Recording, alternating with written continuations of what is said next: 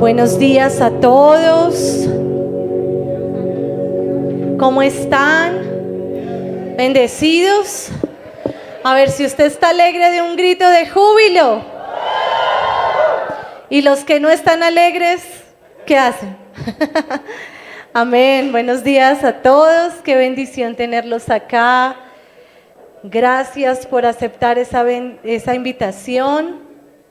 Y me gustaría poder saludar a aquellas personas que hoy nos acompañan por primera vez. Si pueden levantar su mano ahí donde están. Allí, bienvenidos, bienvenido, bienvenidos. ¿Qué tal si les damos un fuerte aplauso a ellos de bienvenida? Gracias por estar acá y aceptar esta invitación. Todos los teens los están esperando arriba, desde los 8, 9 años hasta los 14, tienen su tiempo arriba, y los kids también, los chiquitos también.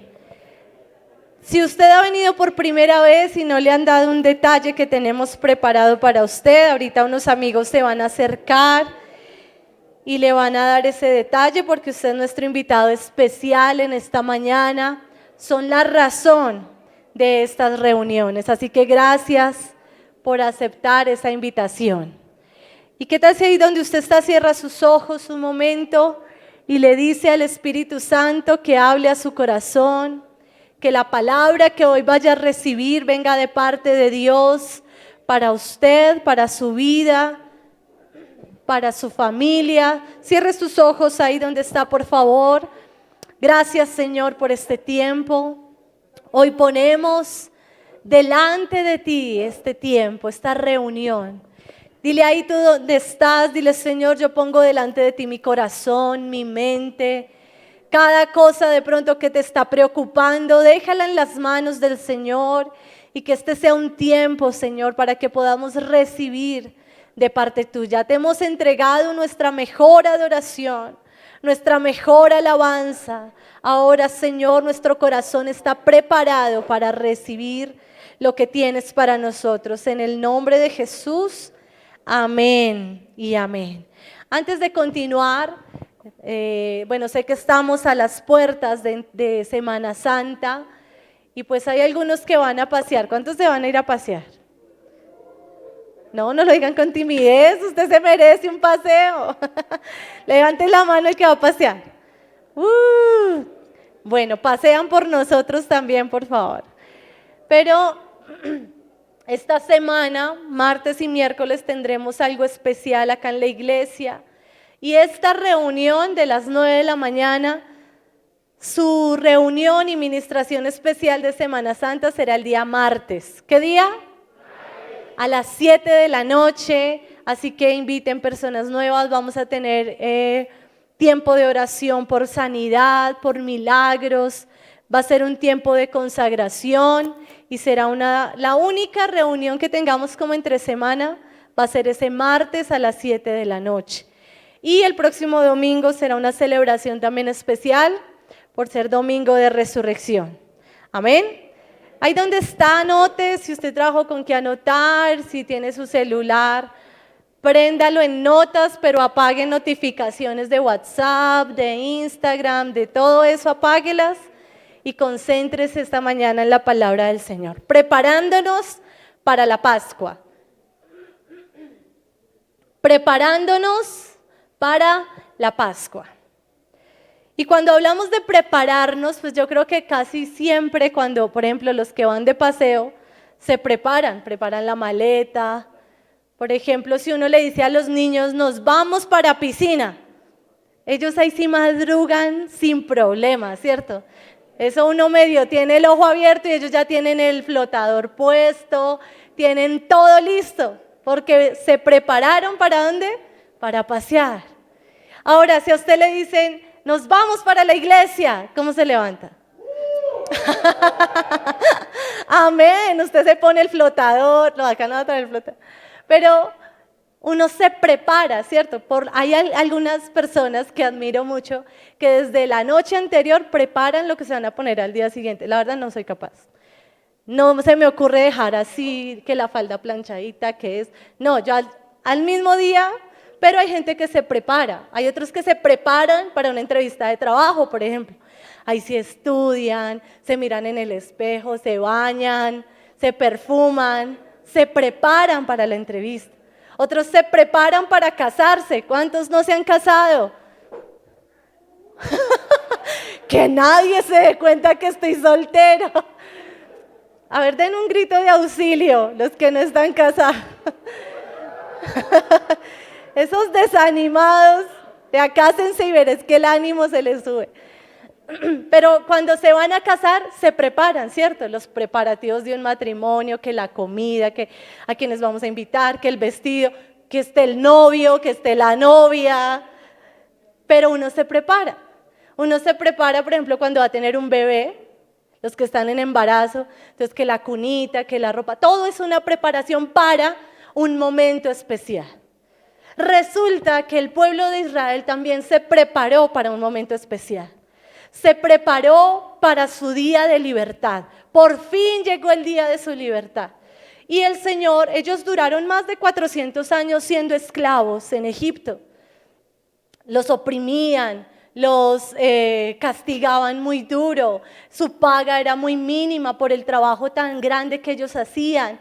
Y ellos se cansaron y empezaron a clamarle al Señor: ayúdanos, no queremos ser más esclavos, no queremos estar más bajo la mano de Faraón, que nos ha oprimido por más de 400 años. ¿Usted se imagina? 400 años mínimo son unas 4 o 5 generaciones.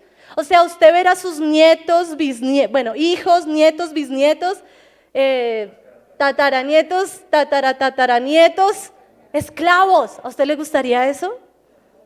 Por lo general uno en esta época dice: yo hago lo que sea porque mis hijos no pasen por lo mismo que he pasado. Por eso los hijos de uno a veces son como 10 estratos más que uno, ¿sí o no? Tienen mejores navidades, se visten mejor, comen mucho mejor, no han tenido tantas situaciones como las que uno vivió. Porque uno no quiere que su generación y su descendencia sea esclavo. Entonces el pueblo de Israel clamó y llegó su momento. Y ellos empezaron un tiempo de preparación, pero antes del Señor entregarle la libertad a su pueblo, tuvo que preparar el corazón de Faraón. Y es que a veces una preparación es buena, pero otras no tan buena. Y yo quiero invitarlos a que vean este video de cómo Dios preparó el corazón de los egipcios y de Faraón para poder dejar en libertad al pueblo de Israel. Taratatán.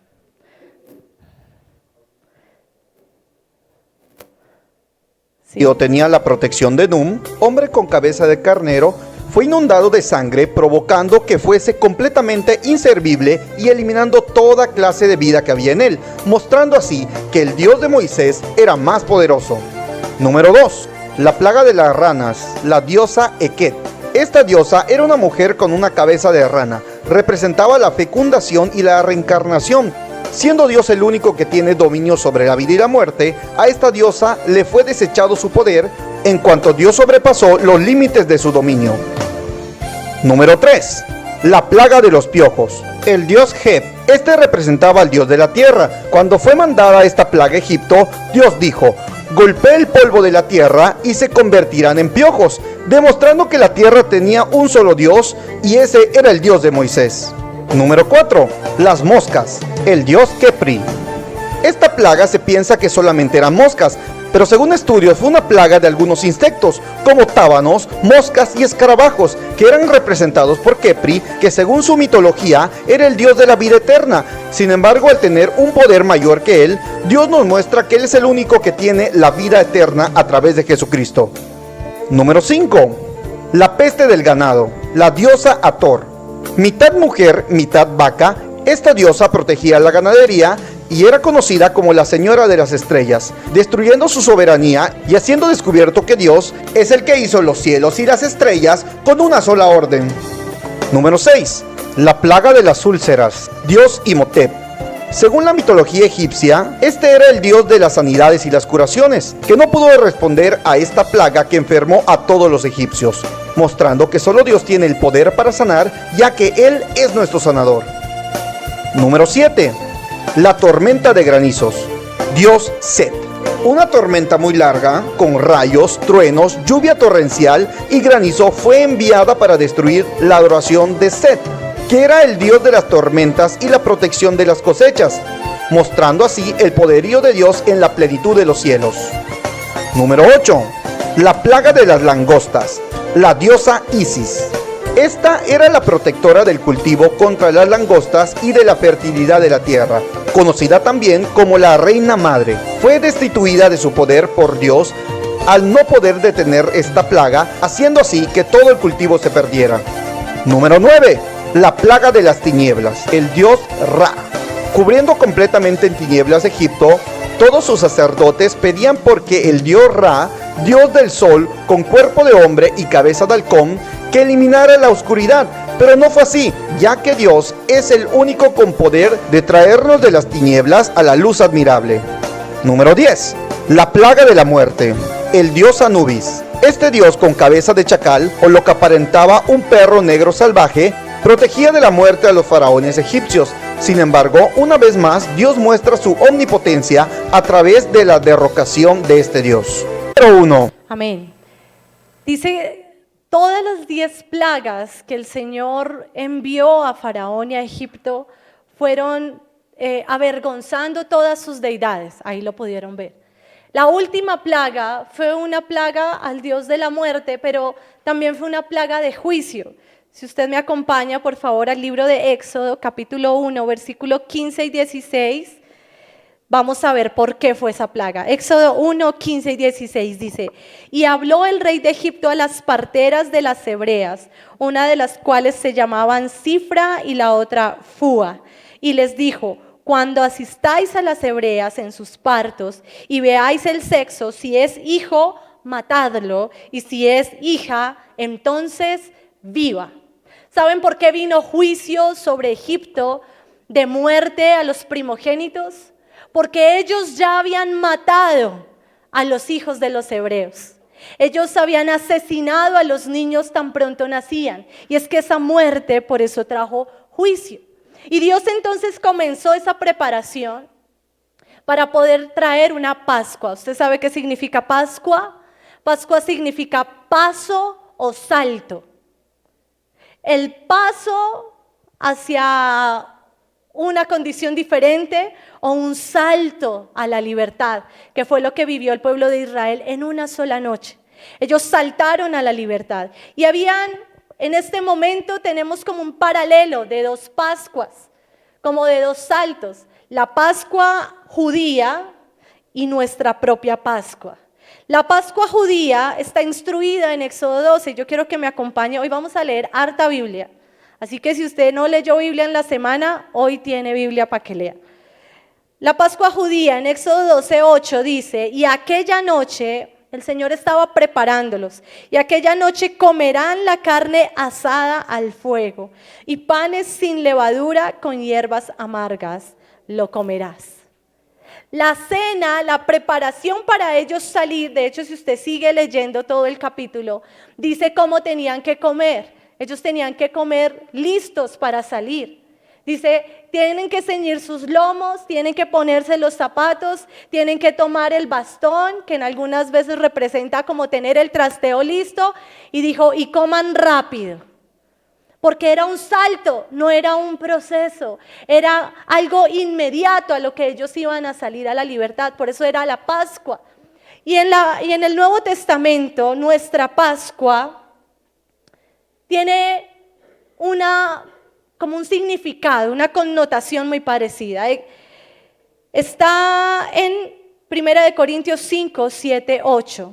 1 Corintios 5, 7, 8 dice, limpiaos pues de la vieja levadura para que seáis nueva masa, sin levadura como sois, porque nuestra Pascua, ¿qué está hablando? De la nuestra, diga nuestra Pascua. Más duro, nuestra Pascua.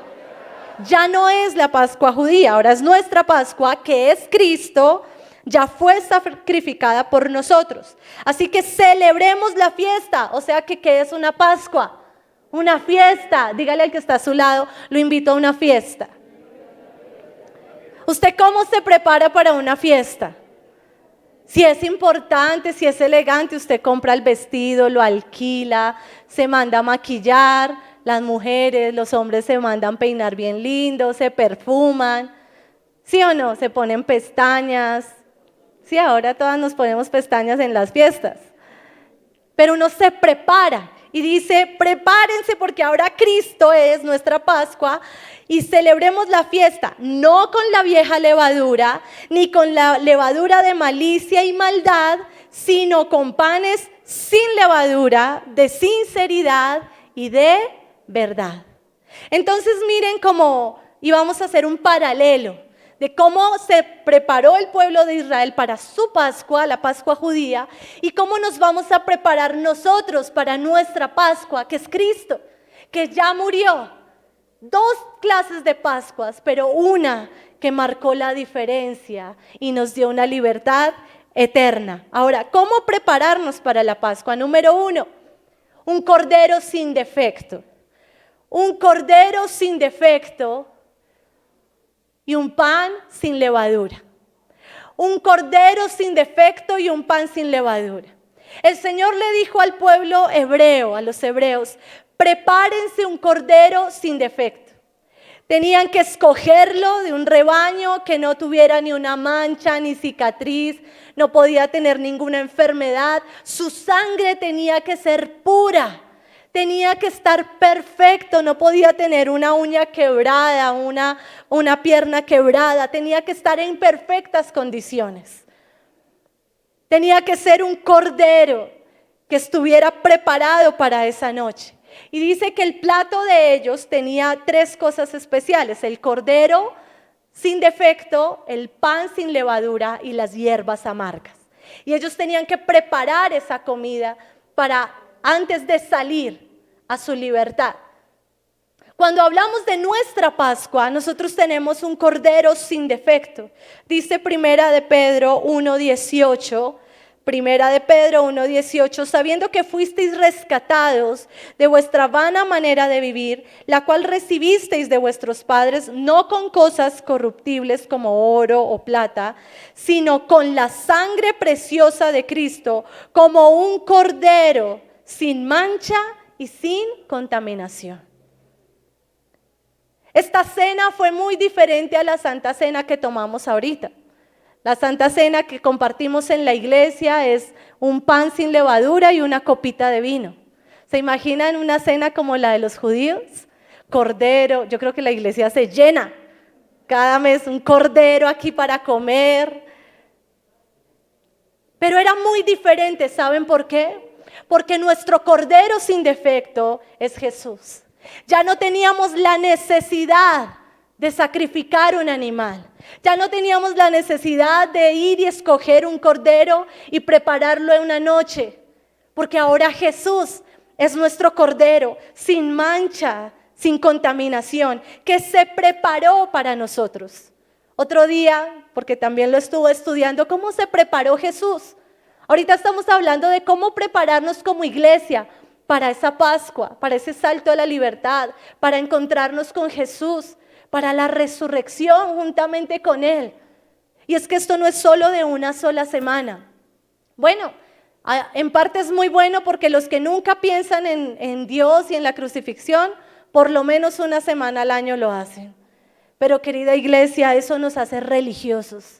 Y la vida con Jesús no es de religiosidad, no es de acordarnos de Él o lo que Él hizo una vez al año o de vez en cuando. Es de todos los días. Por eso todos los días tenemos que prepararnos ¿a qué? A encontrarnos con Jesús, a donde Él nos quiere llevar, a un salto, a un paso de donde Dios te quiera llevar. Y el pan sin levadura habla de un pan sin contaminación. ¿Cuántos han comprado pan en estos días? Yo creo que vamos a empezar a hacer ayuno de pan.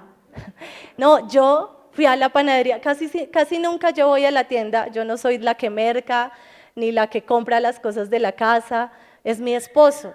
Yo cuando voy a mercar, la verdad yo me embolato. Digo, ¿qué es lo que hay que comprar? Porque casi siempre lo hace David. Y cuando fui a comprar pan, yo le dije, no, deme 5,000 de pan. Y eso ahora no es nada. Ahora sí es cierto que eso es puro aire. Cuando llegué a la casa, yo toda orgullosa con 5.000 de pan.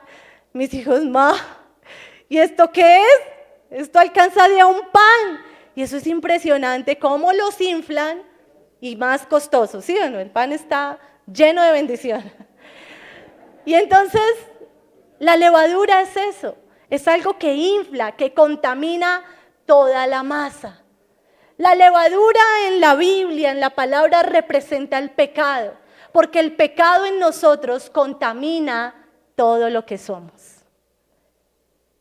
El pecado en tu mente no contamina solamente tus pensamientos, contamina tu corazón, contamina tus palabras, contamina todo. Porque sabe algo, uno también se prepara para el pecado. Una cosa es la tentación, ser tentados, y otra cosa es entrar, caer en la tentación. Cuando tú eres tentado y sales corriendo, bien, pasaste la prueba. Pero cuando eres tentado y te preparas para el pecado, precipitas las cosas, organizas todo en tu agenda para caer en esa tentación, está siendo contaminado todo y peor, toda tu casa. Pero cuando hablamos de prepararnos, entonces es una vida sin pecado, sin levadura, nada que te contamine en tu vida, en tu cuerpo, en tus pensamientos, en todo lo que tú eres. Número 2, Jesús es el Cordero sacrificial. Y esto lo comparamos con la cena de los hebreos, con las hierbas amargas. Ellos tenían que hacer, acuérdense, el cordero sin mancha, el pan sin levadura y las hierbas amargas. Y las hierbas amargas representan el dolor, la amargura de fallar, el quebrantamiento por haber fallado.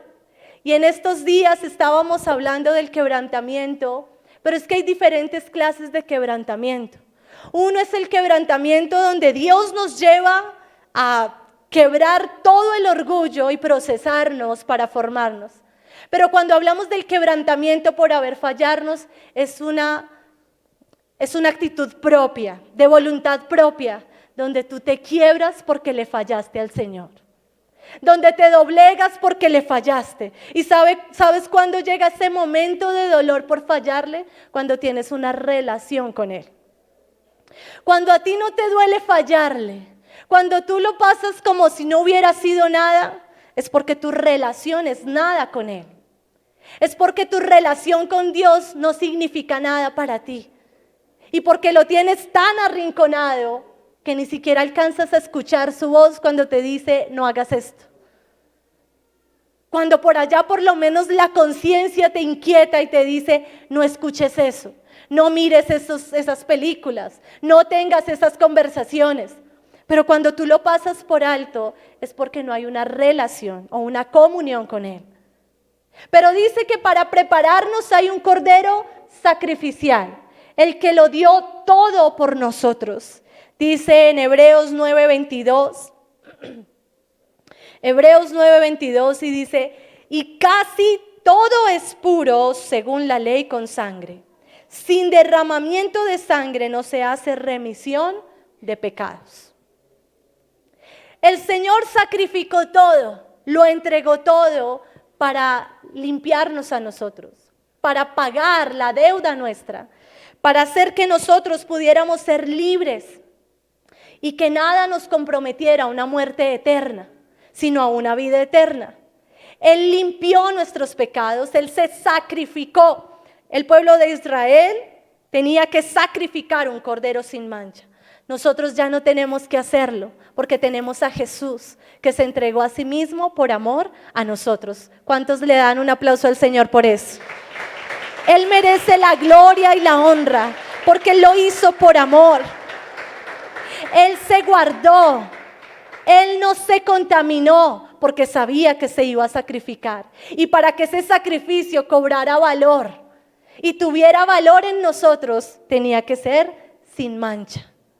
Pero mira, no dejemos que ese sacrificio de Jesús sea en vano. A veces pareciera que no hubiera sido suficiente, porque pecamos y pecamos, fallamos y fallamos. Y pecamos y nos arrepentimos y volvemos a pecar. Y pecamos y supuestamente nos arrepentimos y volvemos a caer. Eso es como decirle al Señor, tu sacrificio no fue suficiente. Necesito otra cosa más grande. Necesito otra cosa más importante que me limpie. Y no hay dolor, hay una insensibilidad en el corazón por haber fallado. Cuando tú no eres consciente del pecado, no eres consciente de la presencia de Dios en tu vida. Cuando tú no eres consciente que lo que estás haciendo está mal, entonces no eres consciente del sacrificio de nuestro Cordero sin mancha.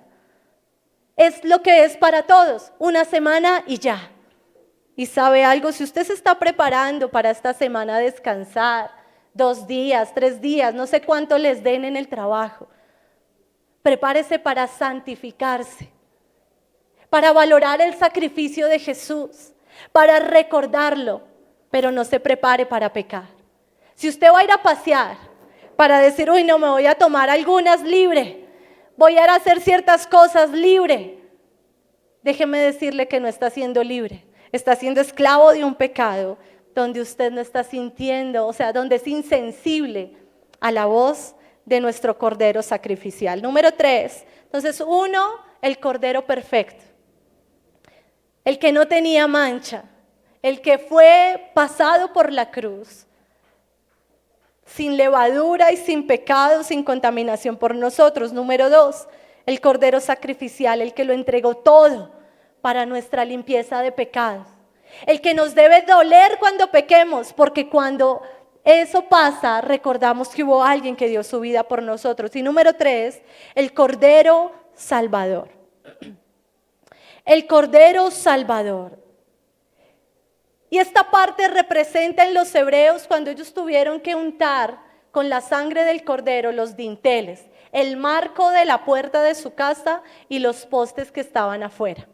Ellos tenían la instrucción de tomar el cordero, no podía sobrar nada, todo se lo tenían que comer, todo tenían que consumirlo y si era muy grande para una familia, dice ahí, entonces que la compartiera con otro, pero tenían que tomarlo, escogerlo sin mancha, sacrificarlo y con la sangre untar sus puertas, porque venía juicio. Acuérdense, el juicio de muerte que vino sobre los egipcios por haber matado los niños hebreos. Y entonces cuando el ángel de la muerte iba pasando y veía la marca, sabía que era un hogar y una familia protegida, resguardada. En este tiempo y en el tiempo de Jesús no fue nada diferente. Si usted lee conmigo, por favor, en Mateo 2:16, dice, Herodes entonces, cuando se vio burlado por los magos, se enojó mucho y mandó, ¿qué? Más duro, ¿mandó qué? ¿A quiénes? A los niños menores de 2 años que había en Belén y en todos sus alrededores, conforme al tiempo que había inquirido de los magos. Miren, más muerte a los niños. Es que hay un juicio diferente cuando se matan niños, porque es ir al indefenso, al que no se puede defender, al que no puede reaccionar. Y Herodes fue peor, porque Herodes mandó matar, por lo menos Faraón mandó matar solo los hebreos, pero Herodes mandó matar hasta los de su propio pueblo, a los de su propia descendencia. Y fue un juicio que vino también sobre él. ¿A qué se parece en este tiempo? Va a venir juicio sobre las naciones que han aprobado el aborto. Va a venir juicio, sí, sobre Colombia, porque es legal el aborto. Hasta las 24 semanas, 6 meses. Eso es verdad, eso ya es constitucional. Es más, ahora las niñas menores de 14 años pueden abortar sin consentimiento de sus padres, como sus tutores legales y responsables. O sea, una niña de 14 años ya tiene todo el derecho y la libertad y el apoyo de la ley para ir a abortar, aunque su papá esté en desacuerdo. Eso trae juicio sobre una nación, juicio sobre un pueblo. Y es que el enemigo siempre ha querido perseguir las nuevas generaciones, ha querido matar a los indefensos, ha querido abusar de aquel que no tiene como la autonomía o el poder de defenderse. Pero sabe algo, mientras viene juicio afuera, adentro hay protección para la iglesia. Porque la iglesia tiene el cordero sin mancha. Porque la iglesia tiene la sangre en sus dinteles. Porque su casa está bajo la cobertura de la sangre de Jesús. Y va a estar protegida. Porque aquel que se arrepiente y reciba a Jesús como un cordero salvador, va a estar bajo la protección de la mano de Dios.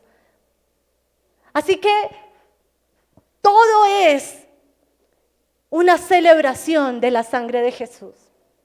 Y cuando hablamos de ese Cordero Salvador, es aquel que nos vino a entregar una libertad. Es aquel que vino a pagar el precio por amor a nosotros. Es aquel que vino a marcar nuestras vidas. Y la instrucción que los hebreos tenían era: se tienen que comer todo. No pueden desperdiciar nada. Para prepararnos para nuestra Pascua, nuestra celebración con Cristo, tenemos que tomar todo de Jesús. No podemos desperdiciar nada. No podemos tomar una parte como conviene y la otra desecharla. Todo nos conviene de Jesús. Su sangre vino a sanar, vino a restaurar, vino a liberar, vino a redimir, a pagar el precio que yo debía pagar. Su sangre vino a restaurarnos, a sanarnos. Pero también su sangre demanda obediencia. Porque el pueblo de Israel se le dio la instrucción. Tienen que tener el cordero, las hierbas amargas, el pan, estar listos. No pueden dejar nada. Pero usted se imagina que una familia diga: ay, no alcanzamos a comprar el cordero. Hagámosle con esta gallina, sancocho de gallina. Ah, no, tenía que ser asada. Y hagámosle eso, la sangre de la gallina. ¿Usted qué cree que hubiera pasado? No hubiera pasado más que la muerte, porque el Cordero Salvador también demanda obediencia. Y obediencia al pie de la letra, como lo dice el Señor, como la instrucción. ¿Qué hubiera pasado si algunos hubieran dicho: no, pues eso pongamos aquí nomás y ya, los postes no, porque eso hay que ahorrar sangre, mija, hay que ahorrar sangre? ¿Qué hubiera pasado? Hubiera entrado la muerte a esa casa, porque había una instrucción completa. Y cuando hablamos de Cordero Salvador, sí, hay salvación, sí, hay gracia, no tienes que pagar, ya alguien pagó por ti, pero sí demanda obediencia. Seguir la instrucción, y muchas veces cuesta, no es fácil, pero les aseguro que la recompensa será mejor que el sacrificio. Y será la resurrección. ¿Cuántos se imaginan? Porque Jesús lo dijo cuando instruyó la Santa Cena con sus discípulos. La última vez que se sentó con ellos, antes de empezar el proceso de la cruz, les dijo: coman y beban esto en memoria de mí. ¿Hasta cuándo? Hasta que yo regrese. ¿Usted se imagina que estemos aquí tomando el pan, la copa, y venga Jesús por nosotros? A todos quisiéramos que así nos encontrara el Señor, así de santos, adorando en la iglesia. Pero mire, es promesa de parte de Dios. Vale la pena la obediencia, porque ya alguien se sacrificó por nosotros. ¿Cuántos dicen amén? Así que preparémonos para celebrar la fiesta de la resurrección. Jesús vivió por este proceso una semana antes de celebrar la Pascua. De hecho, hoy es Domingo de Ramos, ¿cierto?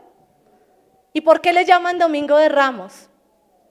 Porque cuando Jesús entró a Jerusalén, le empezaron a alabar, a echar flores, a adorar, y le decía a todo el mundo como: Hosana al Hijo de David, como bienvenido eres, como que eres el que vino a salvarnos, a rescatarnos.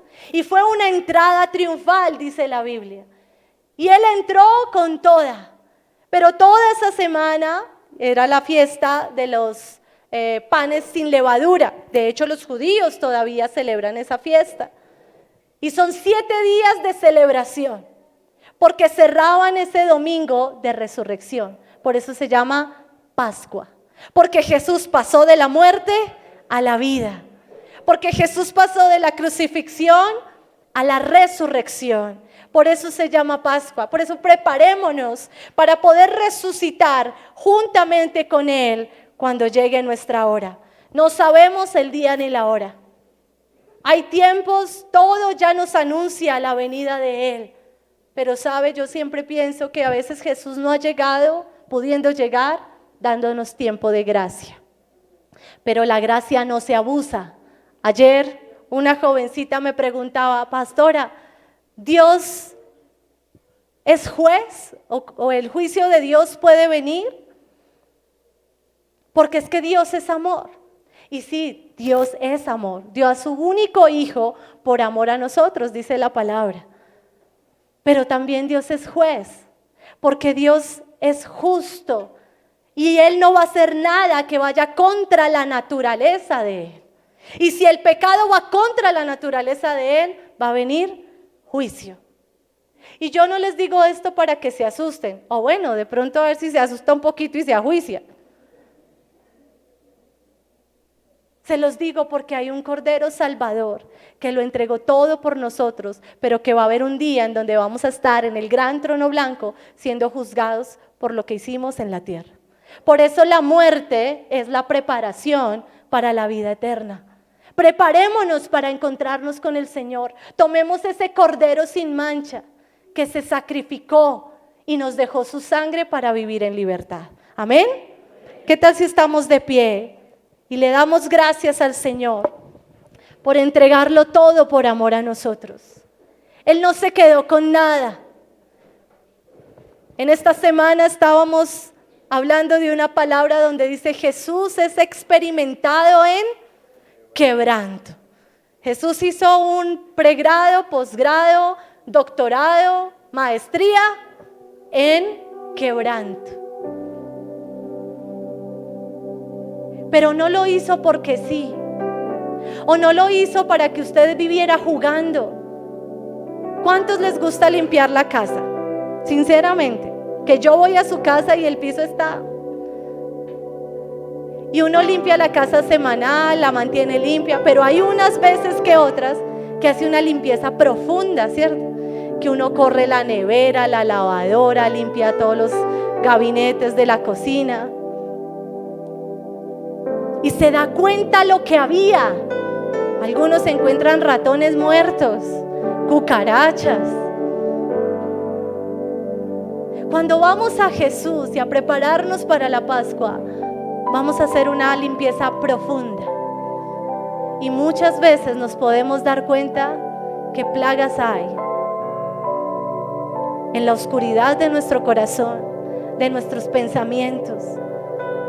Y es necesario el arrepentimiento. Tener esas hierbas amargas donde tú sientas que te duele fallarle a Él. A todos nos da enojo, no rabia. Aquí ya no da rabia. Nos da enojo que cuando recién trapeamos empiecen con el piso húmedo. Ay, es que se me queda, ay, es que vengo. Uno que le dan ganas de hacer.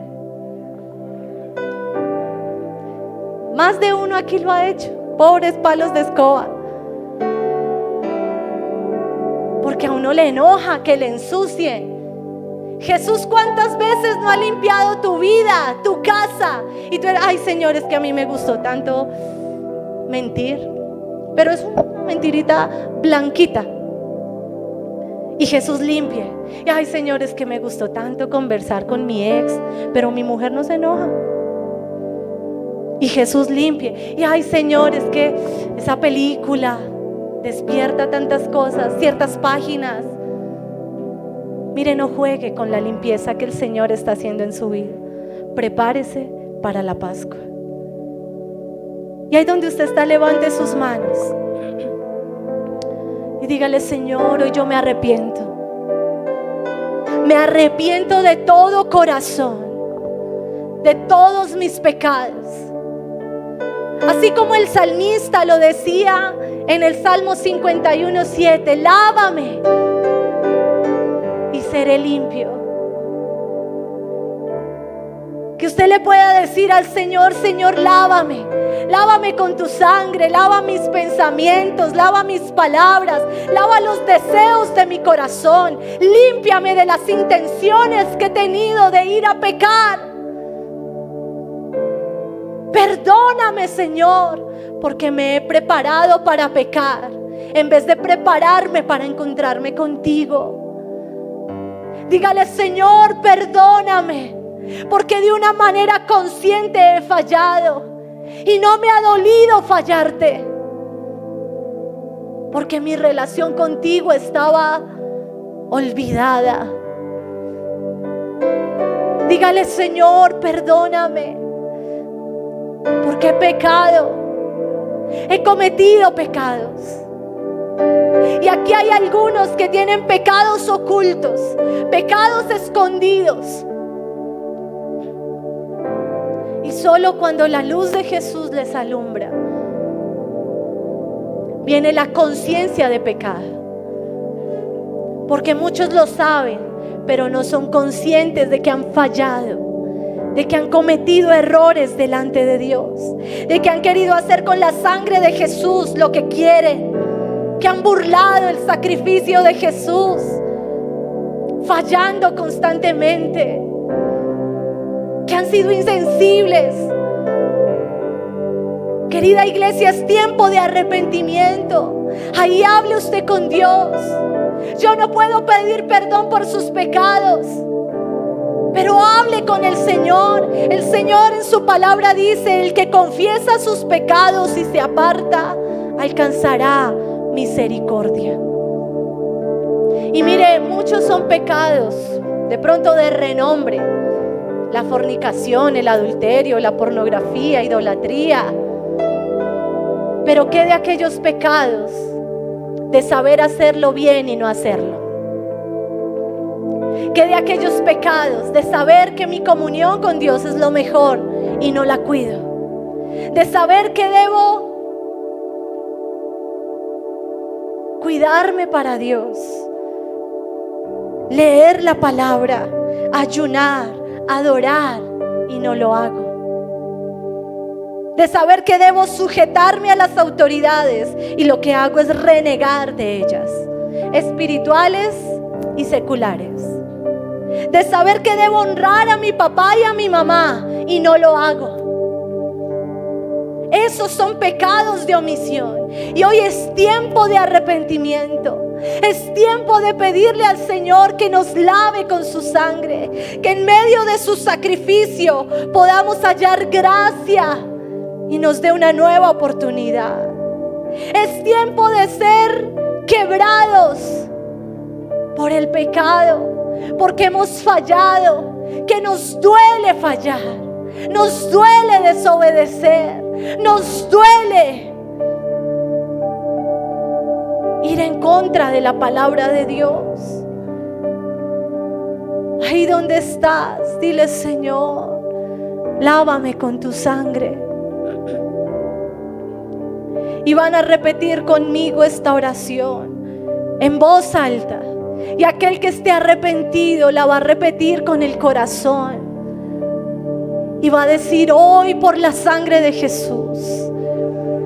Vamos, dígalo más duro: por la sangre de Jesús he sido redimido del poder del enemigo.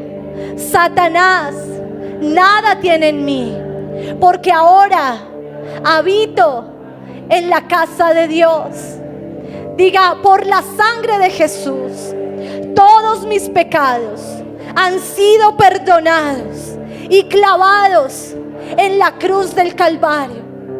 Diga conmigo: por cuanto ando en la luz de la palabra de Dios y en la comunión con mis hermanos, en la célula, en la iglesia, la sangre de Jesús me limpia ahora y continuamente de todo pecado.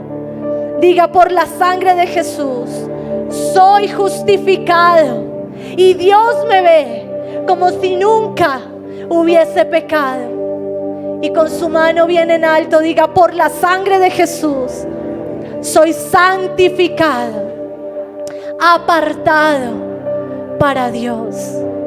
Diga: Señor Jesús, hoy me determino a prepararme todos los días para encontrarme contigo, para disfrutar de la fiesta que tienes preparada para mí.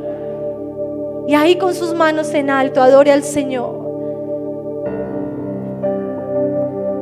Adore al Señor con sus palabras.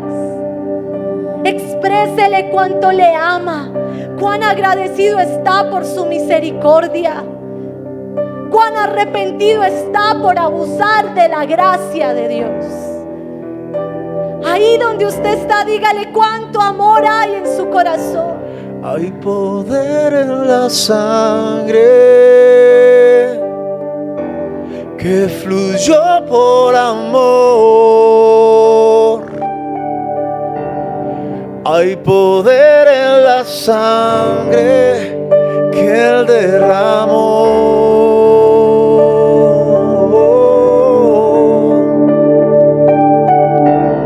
Hay poder en la sangre que fluyó por amor. Hay poder en la sangre que Él derramó. Dígalo ahí: su sangre me lavó, su sangre me limpió, me redimió de todo pecado. Y hoy voy a tomar todo de Jesús. Voy a tomar su corrección, pero voy a tomar su bendición. Voy a tomar de su sacrificio. Y levante sus manos y dígale: Señor, protege mi casa del juicio.